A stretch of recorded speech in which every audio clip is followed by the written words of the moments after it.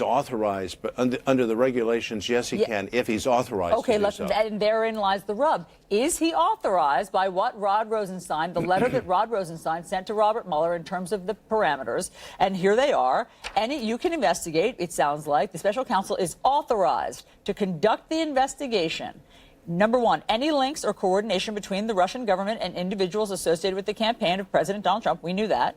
Any matters that arose or may arise directly from that investigation. Therein lies the rub. And then any matters within the scope of the general powers of the special counsel. So it's that middle one that is open to interpretation. Does that include his finances? It is. And if, there's no question, arising directly, right? And so what got this started? What got it started, of course, was the Bob Mueller testimony about Russian interference with our politics. And there's no question that the Russians have interfered. See the great indictments. I think they're very powerful documents of indictments that Bob Mueller and his team have returned. Now, Trump finances seem to me far afield from what the Russians were doing. But we don't know. We're behind the veil of ignorance in that respect. We also don't know what Bob Mueller, we have these intimations, what Bob Mueller knows. So what will happen is Bob Mueller and his team will now be briefing the Attorney General, and they will say, here's what we have been doing, here's why we have been doing it, and then the Attorney General, under the regulations, does have the power to say, no, I don't want you to take that step.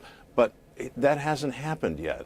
But once something like that happens, there will be guardrails in effect and checks and balances. It's not unilateral power. But how? What are the guardrails? If Special Counsel Mueller briefs Whitaker, where are the guardrails? I mean, can't then... Well, they're informal guardrails, such as if something is done, and these are hypotheticals, and I hope we'll allow the Attorney General to take the office and to start exercising the authority that he has. So let's just calm it down a little bit and just wait and see. But here's the guardrail.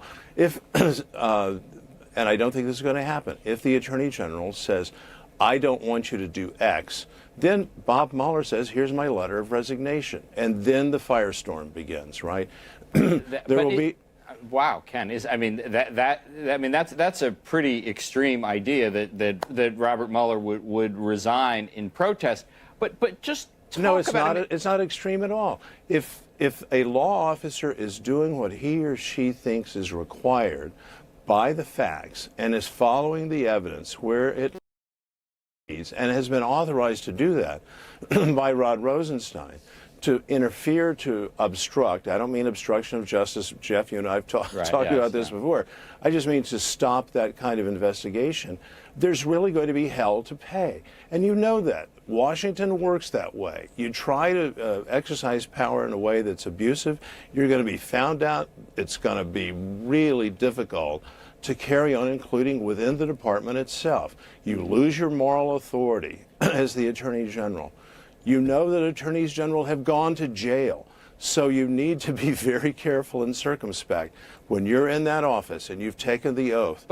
That you have to be very careful. You can't just be... I guess the question that is, I think, troubling to a lot of people is, why was he appointed? And, you know, he has been on television here on CNN. He was a contributor here on CNN. We just played one clip. How critical he's been. This is, I mean, I know he was U.S. Attorney briefly in Des Moines quite a few years ago. He's run for office several times in Iowa as a Republican.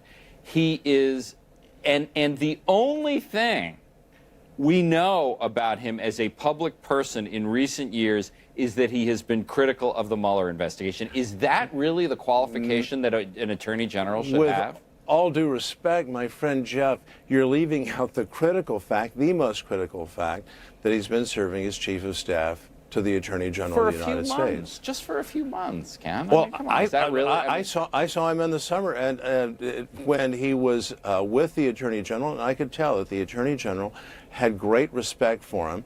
He's a really respected guy. You've seen what, I'm going to repeat myself, what Chairman Grassley has said about him. This is a good Iowa Hawkeye who is a person, yes, does he have views? Yes, but you know what? Attorneys General do not always act on the basis of their views and opinions. Yeah. They act on the basis of the evidence and the law, and that's the test.